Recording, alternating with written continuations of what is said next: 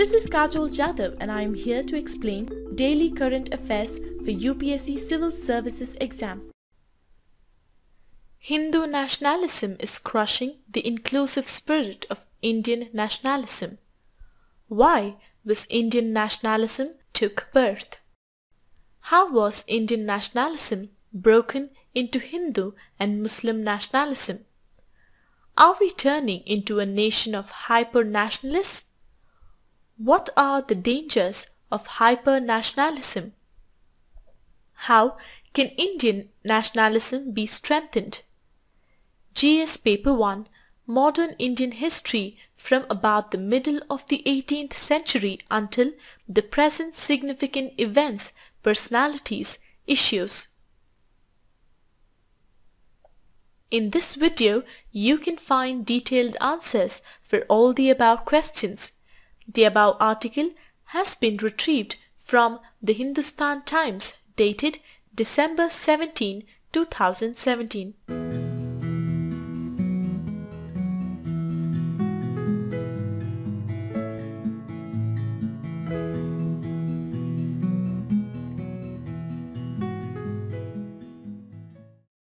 What is the context about? Ever since the Bharatiya Janata Party BJP presented Narendra Modi as its prime ministerial candidate, the discourse on nationalism has changed. It has become hyper. The party began by telling people through various modes of information dissemination, including social media, that the Congress has served the interests of Muslims. Today, India's nationalism is under threat again from within. The rise of Hindu nationalism has muddied the water and mangled the inclusive spirit of nationalism in India. Why was Indian nationalism taken birth? Indian nationalism was born in opposition to British colonial oppression. Its most significant moment of resistance was the 1857 mutiny, in which Hindus and Muslims battled together against foreign rule. The major proponents of Indian nationalism were Bal Gangadhar Tilak, Bhagat Singh, Mahatma Gandhi, Jawaharlal Nehru, Netaji Subhash Chandra Bose, Maulana Azad and Sardar Patel. Each had their own point of view on the issue, but all of them acknowledged and practiced broad-spectrum nationalism. How was Indian nationalism broken into Hindu and Muslim nationalism?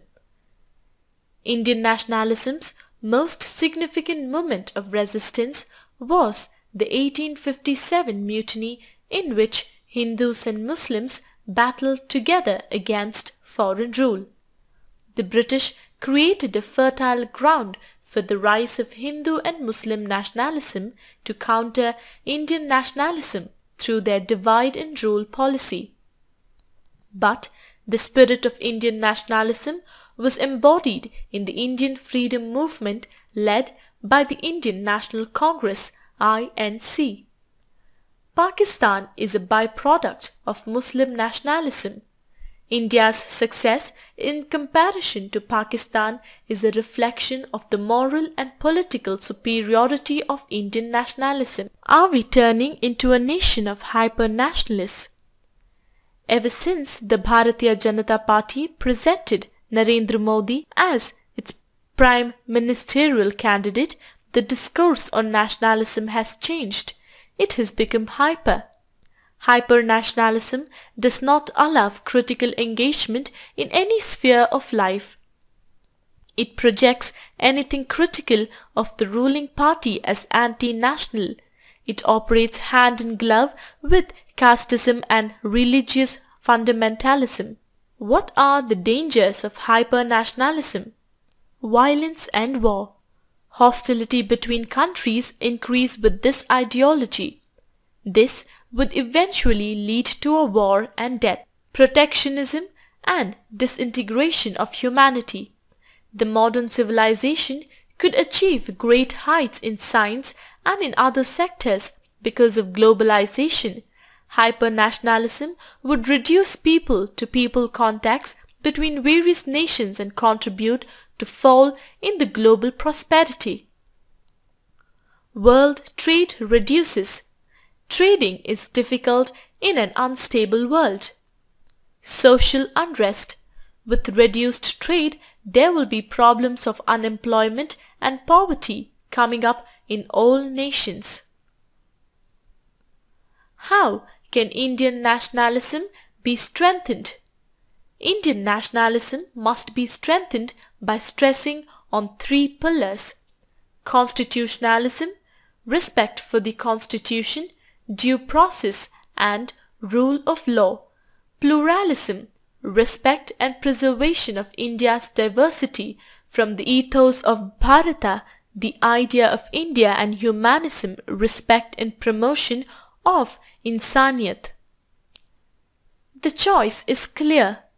Either we build India of our dreams as envisioned by our founding fathers by reclaiming and reinterpreting Indian nationalism, or we risk turning into a theocratic state. It was Tagore who warned us, "I will never buy glass for the price of diamonds, and I will never allow patriotism to triumph over humanity."